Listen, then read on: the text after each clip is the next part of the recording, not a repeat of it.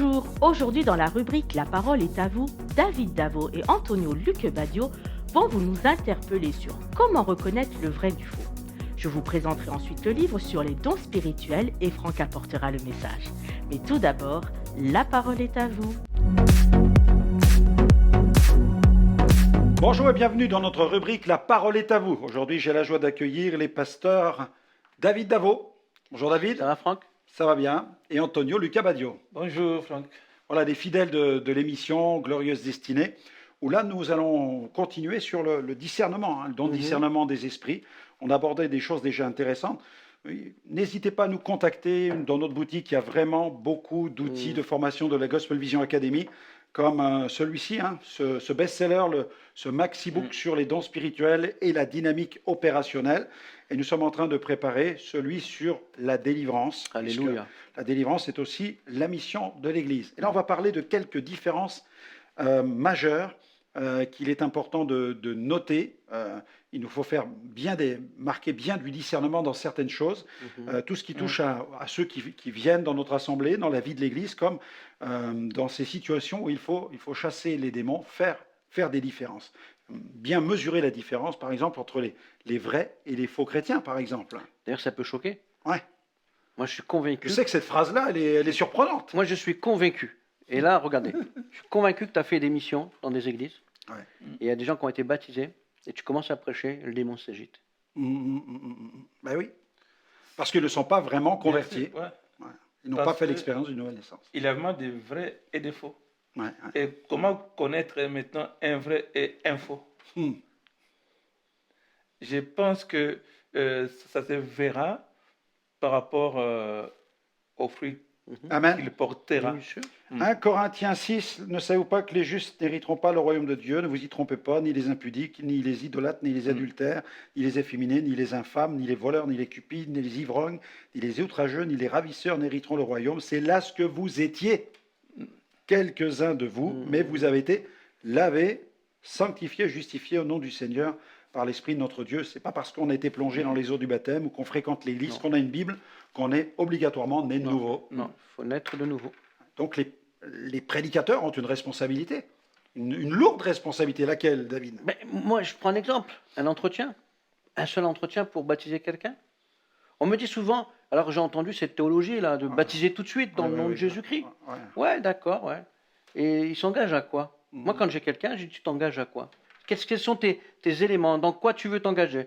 Eh bien, pour ça, on a fait un parcours. C'est l'engagement, le baptême. Hein. Mais oui, on a fait un programme pour savoir en quoi ils doivent s'engager.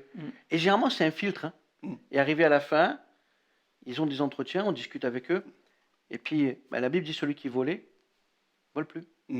Celui qui était en concubinage se marie. En fait, c'est les fruits dignes de la repentance. Voilà, c'est ce que Jean-Baptiste et Jésus ont exigé. Parce que pour qu'une personne se convertisse, je pense que, comme nous dit la parole de Dieu, la foi vient de ce qu'on entend, et ce qu'on entend vient de la parole de Dieu. Et souvenons-nous, lorsque les jours de la Pentecôte, Pierre a prêché, et puis l'auditoire qui était là, ils étaient touchés par leur conscience, voilà. Par le message, par l'appel à la repentance. Même ils ont peur. Que devons-vous faire pour être... Ils sont conscients des peines éternelles. Et sauvez-vous de cette génération perverse. Il y a la volonté de couper avec ce monde coupé par la corruption pour s'engager dans l'ecclésia, dans la vie de l'Église. Donc une vie de sainteté. Donc le discernement, pour cette thématique du discernement, j'ai voulu vraiment qu'on marque la différence entre ce qui est vrai et ce qui est faux. Il y a malheureusement des vrais et des faux chrétiens. Et derrière le mot chrétien, il y a tellement de choses. Mais la parole de Dieu nous montre ce que c'est que l'enfant de Dieu. C'est un enfant de Dieu, c'est un citoyen du royaume, c'est un ambassadeur de Christ. Il est en Christ, son statut est glorieux dans la parole. Amen. Parce qu'il est passé des ténèbres à la lumière. Puis aussi, peut-être faire la différence entre, dans la délivrance, les vrais et les faux démons. Écoute, il y a quelques temps en arrière, un jeune vient et me dit, je suis possédé. Et moi, tous ceux qui me disent, je ne sais pas si vous c'est pareil, quand il me dit je suis possédé, je dis déjà tu ne l'es pas parce que tu le dis. les gens qui crient au fort.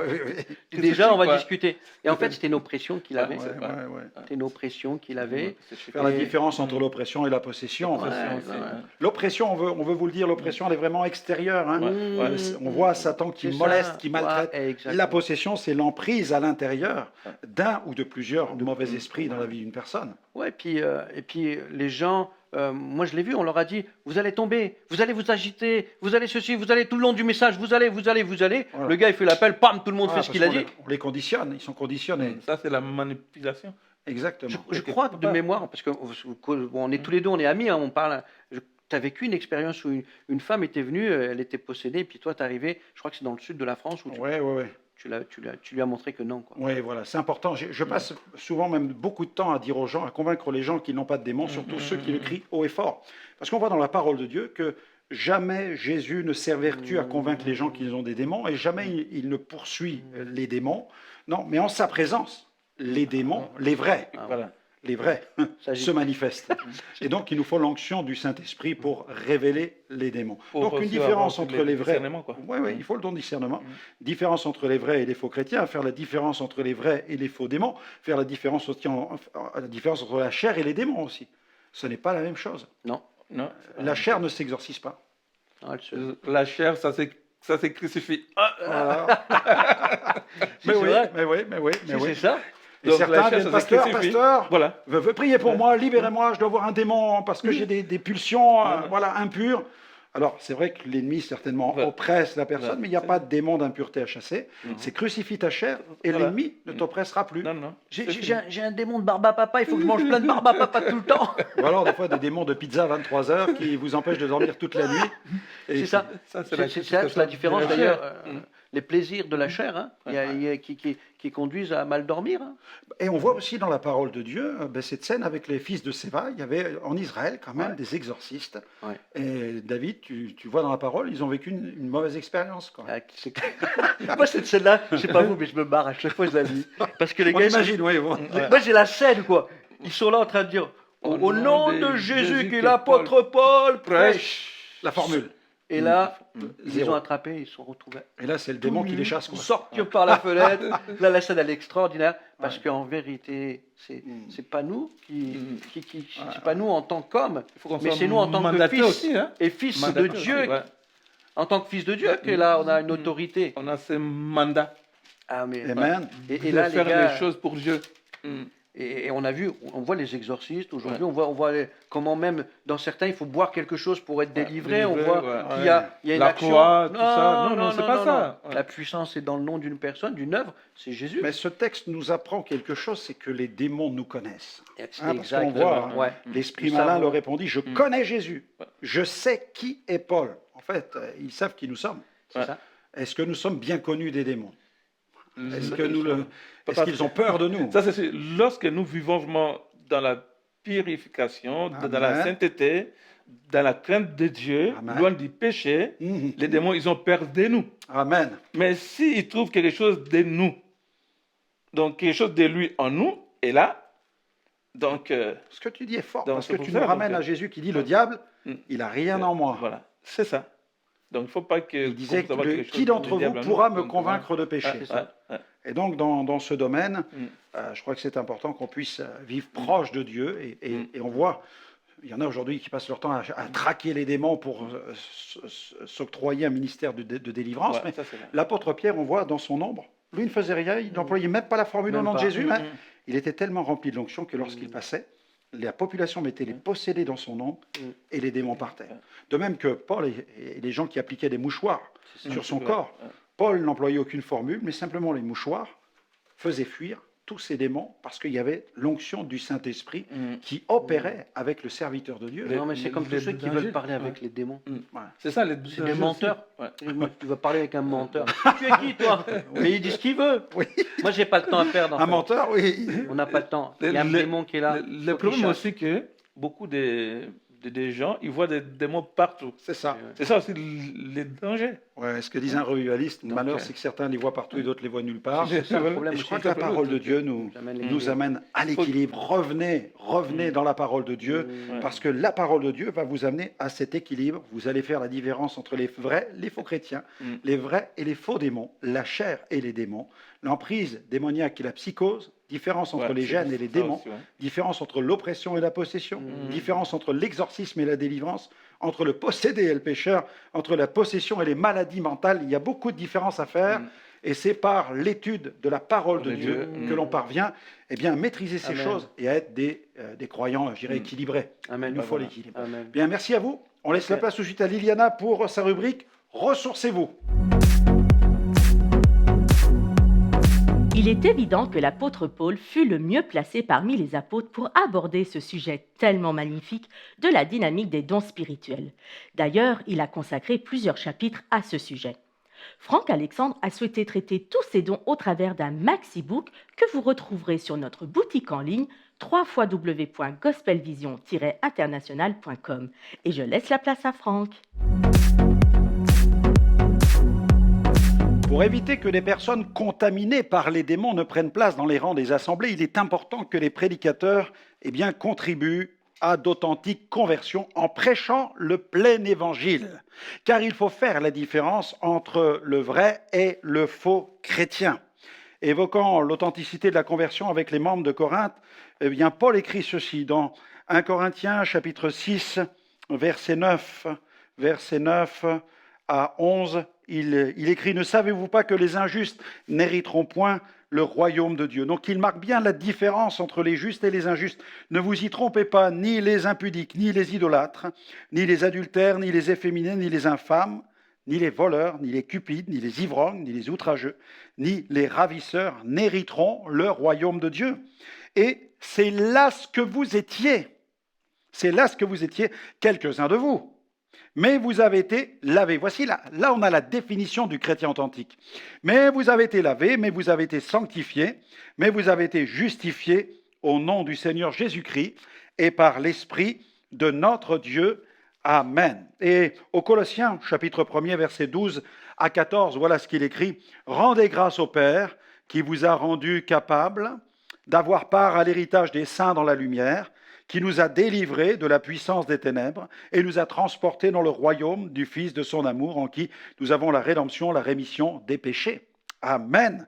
Dieu soit béni, nous sommes héritiers, nous sommes les héritiers, l'authentique disciple de Jésus, le chrétien. Il faut faire la différence entre les injustes et les justes, entre les vrais et les faux chrétiens. C'est la parole qui marque la différence.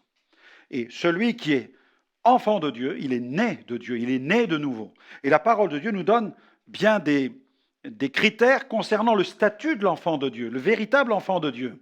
Il est lavé, on l'a lu, il est justifié, il est sanctifié, il est mis à part, il a été délivré de ses péchés, il est une nouvelle création, une nouvelle créature. Donc il faut bien marquer la différence. Et le seul moyen d'avoir et de contribuer à d'authentiques conversions, c'est de prêcher le plein évangile. L'évangile de la repentance, de la réconciliation avec Dieu, de la conversion à Dieu, de l'obéissance à Dieu en empruntant le chemin du baptême et de l'équipement surnaturel, c'est-à-dire qu'en permettant que ceux qui se convertissent à Christ soient remplis du Saint-Esprit, comme nous le voyons dans les Actes des Apôtres, que le croyant, le racheté, soit rempli du Saint-Esprit, qu'il soit un disciple, qu'il soit un agent du royaume de Dieu, qu'il soit un citoyen du ciel, qu'il soit un ambassadeur de Christ rempli du Saint-Esprit, pour annoncer les vertus de celui qu'il a appelé des ténèbres à son admirable lumière. Alléluia, nous sommes enfants de Dieu. Ça n'est pas n'importe quoi. Il ne s'agit pas d'un attachement religieux, d'une nouvelle option dans la vie, que de se dire « j'ai choisi d'avoir un peu de spiritualité et maintenant je vais me faire évangélique ». Non. On peut appartenir à un système religieux en bas et pourtant ne pas avoir son nom inscrit dans le livre de vie en haut. Et pour qu'il soit inscrit en haut, il faut qu'en bas, sur la terre, notre vie soit lavée et délivrée. Et pour qu'elle le soit, il faut que ceux qui prêchent la parole de la vérité et qu'ils annoncent le vrai évangile afin de contribuer à de véritables conversions. Voici les miracles qui accompagneront ceux qui auront cru. En mon nom, ils chasseront les démons, ils parleront de nouvelles langues. Et pour les chasser, ces démons, pour qu'ils se manifestent, eh bien, il faut qu'ils soient dérangés. Et la seule chose qui dérange les ténèbres, c'est l'onction et la proclamation de l'Évangile. Amen. Donc, faire la différence entre le vrai et le faux chrétien. Faire la différence aussi entre les vrais et les faux démons.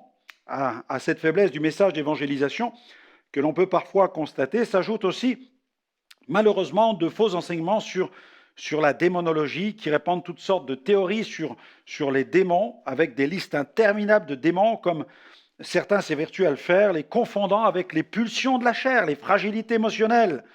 Non, il est anti-scripturaire que d'associer les pulsions de la chair à des démons.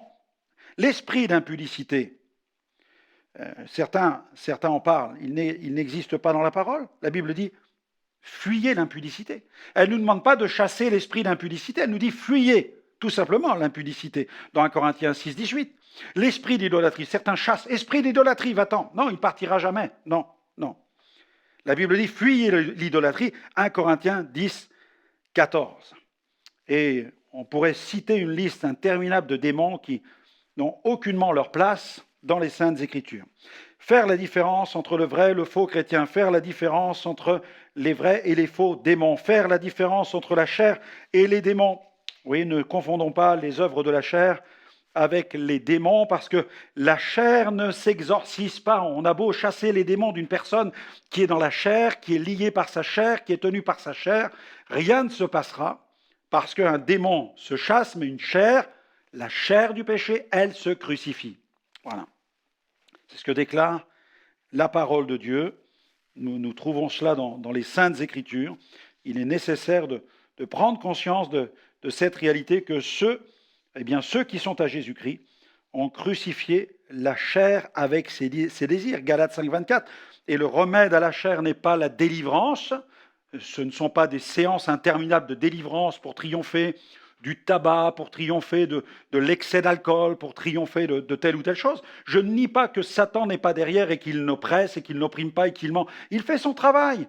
Mais ne confondons pas la chair avec les démons. Ce sont deux entités totalement différentes. Entre ces entités qui œuvrent dans l'invisible et la chair qui est dans mon corps, cette chair du péché, elle a besoin d'être crucifiée. Oui, ceux qui sont à Jésus-Christ, ils ont crucifié la chair avec ses désirs. Marchez par l'esprit. Galates 5, 16. Et vous n'accomplirez pas les désirs de la chair. Faire la différence aussi entre le régime de la chair et le régime de l'esprit. Même si un chrétien est encore dans sa chair et qu'il doit crucifier sa chair, il faut qu'il sache qu'en plaçant sa foi en Jésus-Christ, il n'est plus sous le régime de la chair. Non, il ne l'est plus. Il est sous le régime de l'esprit. On ne peut pas être sous deux régimes à la fois, on ne peut pas être sous deux gouvernements à la fois. Jésus dit on ne peut pas servir ni Dieu ni Mammon à la fois, ça n'est pas possible. On ne peut pas être, vous savez, il y a la théorie du chrétien bipartite, c'est-à-dire qui évolue sous les deux régimes à la fois, mais ça c'est une brèche que Satan exploite. Non, non. On ne peut pas être sous deux régimes à la fois, je ne peux pas être dans la chair et dans l'esprit en même temps, ça n'est pas possible. Je peux parfois tomber dans un piège de la chair. Mais je ne suis pas sous le régime. Comprenons le terme régime. Le terme régime nous parle de gouvernance, nous parle de royaume, de domination. Avant, nous étions sous la domination de notre chair. Nous étions gouvernés par notre chair. Mais en nous tournant vers Jésus-Christ, nous avons changé de gouvernance. Nous avons changé de royaume. Nous sommes du royaume de Dieu. Et nous sommes maintenant sous le régime de l'Esprit Saint. Il peut nous arriver de succomber à la chair, mais nous ne sommes plus sous son régime. C'est totalement différent. C'est quelque chose qu'il nous faut bien comprendre. C'est ce que Paul déclare, Romains 8, 9. Pour vous, vous ne vivez pas selon la chair. C'est clair. Mais selon l'esprit. Si du moins, l'esprit de Dieu habite en vous. Si l'esprit de Dieu habite dans le croyant, il est maintenant sous le régime de l'esprit. Si quelqu'un n'a pas l'esprit de Christ, il ne lui appartient pas. Donc il est question véritablement de deux royaumes. Ensuite, faire la différence entre l'emprise démoniaque et la psychose. Moi, je remarque que certaines personnes s'évertuent à confesser, à croire et à proclamer qu'elles sont possédées. Elles crient à tue-tête qu'elles ont des démons. Elles sont complètement obsédées par le fait d'avoir des démons parce qu'elles confondent avec leur chair aussi. Eh bien, les démons, elles mélangent les choses, elles sont dans la confusion. Elles souffrent parfois d'une fragilité psychique, elles luttent contre des pulsions, ou elles ont été conditionnées par des prédicateurs à croire qu'elles étaient possédées. Et l'idée de la possession, malheureusement, s'est profondément incrustée dans leur esprit. Elles croient, ces personnes ont la foi qu'elles sont possédées, c'est une forme de psychose, elles ont la foi qu'elles sont liées par les ténèbres. Heureusement, le discernement permet d'arracher le clou plutôt que de continuer à l'enfoncer. Il y a danger à vouloir enfoncer le clou chez certaines personnes qui déclarent qu'elles sont possédées alors qu'elles n'ont pas d'esprit qui les tient dans un joug. L'onction de l'esprit a le pouvoir de briser ce joug-là. Faire la différence entre l'emprise démoniaque et la psychose. Il faut faire aussi la différence entre les gènes et les démons. Il est impératif de ne pas confondre les gènes avec les démons, sachant que certains docteurs prétendent que les démons peuvent passer d'une génération à une autre simplement par le biais de l'insémination, que celle-ci soit naturelle ou médicale. Ils parlent d'esprits ancestraux qui passent d'une génération à une autre. C'est une folie d'incruster cette idée dans la vie des personnes, même si le fait démoniaque peut se vérifier au sein d'une même famille. Dans la mienne, ça se vérifie. Celui-ci s'opère au moyen de la transmission d'un savoir, d'un pouvoir, de pratiques et de pactes occultes. La transmission n'a rien à voir avec l'hérédité, ça n'a rien à voir avec les gènes. Une femme qui est dans la sorcellerie, qui met au monde un bébé, ne met pas au monde un bébé qui hérite d'un démon de sorcellerie ou d'un esprit de divination, non. Exode 20, versets 4 à 6, Deutéronome 5, verset 9 à 10, « Je suis un Dieu jaloux qui punit l'iniquité des pères sur les enfants jusqu'à la 3e et la 4e génération de ceux qui me haïssent et qui fait miséricorde jusqu'à la 1000e génération de ceux qui m'aiment et qui gardent mes commandements. » Deutéronome 24, 16, « On ne fera point mourir les pères pour leurs enfants, on ne fera point mourir les enfants pour leurs pères, on fera mourir chacun pour son péché. » Je ne dis pas qu'il n'y a pas des conséquences sur une famille lorsque quelqu'un pratique l'occultisme, mais de là à croire que les démons sont dans les gènes et qu'ils passent d'une génération à une autre par le biais de la génétique, c'est une folie. Ça n'a pas de sens. Ça ne correspond à rien dans la parole de Dieu. Non. Ézéchiel déclare au chapitre 18, verset 4, « Voici, toutes les âmes sont à moi, l'âme du Fils comme l'âme du Père, l'une et l'autre sont à moi, l'âme qui pêche et celle qui mourra. » Dans Ézéchiel, chapitre 18, versets 19 à 20, « Pourquoi le Fils ne supporte-t-il pas le poids de la faute de son Père ? C'est que le Fils a agi selon le droit et la justice, c'est qu'il a observé et mis en pratique toutes mes prescriptions. Assurément, il vivra. L'âme qui pêche, c'est celle qui mourra. Un fils ne supportera pas le poids de la faute de son père, et un père ne supportera pas le poids de la faute de son fils. La justice du juste sera sur lui, et la méchanceté du méchant sera sur lui. » Découvrez notre nouveauté, ce super Maxibook. Il rassemble une étude sur le baptême du Saint-Esprit, la série complète des dons spirituels et la biographie de Charles Parham, l'un des pionniers du pentecôtisme. Ce Maxibook vous intéresse ? Alors rendez-vous sur notre site internet www.gospelvision-international.com. C'est donc, une fois encore, selon les Écritures, la persistance dans les péchés d'abomination des pères qui attirent sur une personne le châtiment de Dieu, mais l'alliance avec Christ vient briser cette terrible influence qui pesait sur une famille. L'alliance avec Christ, la nouvelle alliance, le fait qu'une personne se place sous la nouvelle alliance en Jésus-Christ vient briser tous les pactes qui ont pu être conclus dans les générations précédentes. Gloire à Dieu. Si quelqu'un est dans le Christ, il est une nouvelle création. Les choses anciennes sont passées, toutes choses sont devenues nouvelles. Faire aussi la différence entre l'oppression satanique et la possession démoniaque. Le docteur Ken Olson a déclaré « L'oppression est une attaque démoniaque qui vient de l'extérieur, qui est dirigée contre l'intelligence et les émotions d'une personne. Les esprits ne demeurent pas dans la personne, mais ils l'influencent fortement de l'extérieur. » L'oppression, la Bible en parle. Il y a de nombreux témoignages de l'oppression dans la parole de Dieu, mais il y a aussi des témoignages concernant la possession. Toujours le docteur Olson, c'est la présence d'un ou plusieurs démons dans la structure de la personnalité d'un individu. La possession est presque toujours partielle.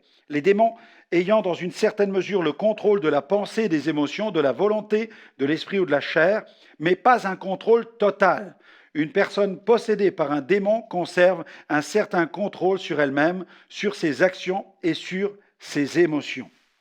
Mais gloire à Dieu, que ce soit dans le domaine de l'oppression, eh bien, Jésus nous a donné l'autorité. L'enfant de Dieu peut être victime de l'oppression. On le voit tout au long de l'Écriture où Satan et ses démons accomplissent toutes sortes de tentations, infligent des afflictions, cherchent à voler la semence de Dieu, cherchent à introduire la fraude dans les paroles, inspirer de mauvais desseins, jettent le voile sur l'intelligence, introduit des fausses doctrines, suscite la rébellion sur la planète, s'oppose à l'œuvre de Dieu, suscite des esprits séducteurs pour égarer les croyants, incite à des pratiques d'idolâtrie. Tout cela, c'est consigné dans la parole de Dieu. C'est tout ce domaine de l'oppression satanique.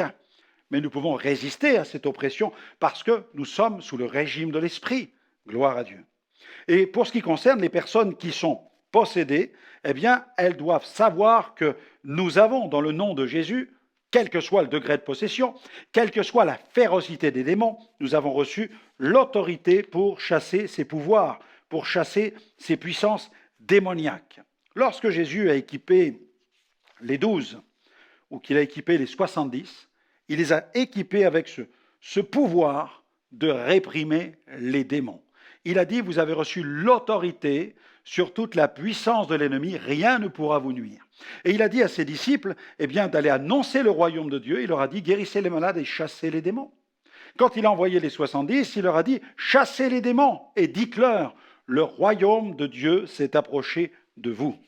Nous avons donc cette autorité dans la parole de Dieu. Je me souviens d'un homme en Inde qui était possédé par les démons depuis plus de 25 ans. Cet homme était incapable de travailler, de nourrir sa famille. Il en était même réduit à la mendicité. Parce qu'à chaque fois qu'il prenait un outil en métal, le démon lui commandait de se mutiler avec l'outil en métal. Mais ce soir-là, il est venu écouter l'évangile. Nous avons prié pour lui. Les démons sont manifestés. Nous avons réprimé les démons. Et l'homme a été délivré. Le lendemain, qu'a-t-il fait? Il est allé travailler. Il a pris un outil. Il a commencé à cultiver la terre. Le soir, il est venu, il a écouté l'évangile, il a rendu témoignage devant tout le village. Il était tellement heureux de se présenter. Il dit, vous me connaissez tous, je suis le mendiant de Moussouri. J'étais possédé depuis plus de 25 ans, mais hier j'ai entendu l'évangile. J'étais délivré de cette emprise.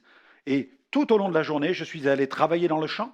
Je n'ai plus entendu la voix des démons qui me commandaient de me mutiler avec l'outil en métal. Mais il y avait dans mon cœur un chant qui montait, qui donnait gloire à celui qui m'a délivré de l'emprise démoniaque.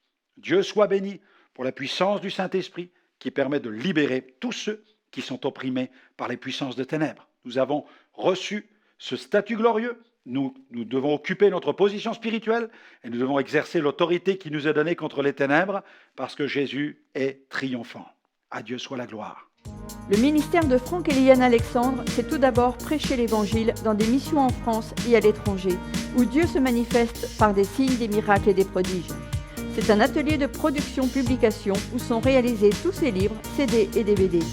Ce sont diverses émissions télévisées, diffusées par satellite et relayées par notre site web.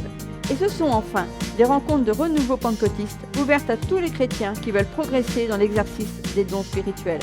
Retrouvez-nous sur les réseaux sociaux.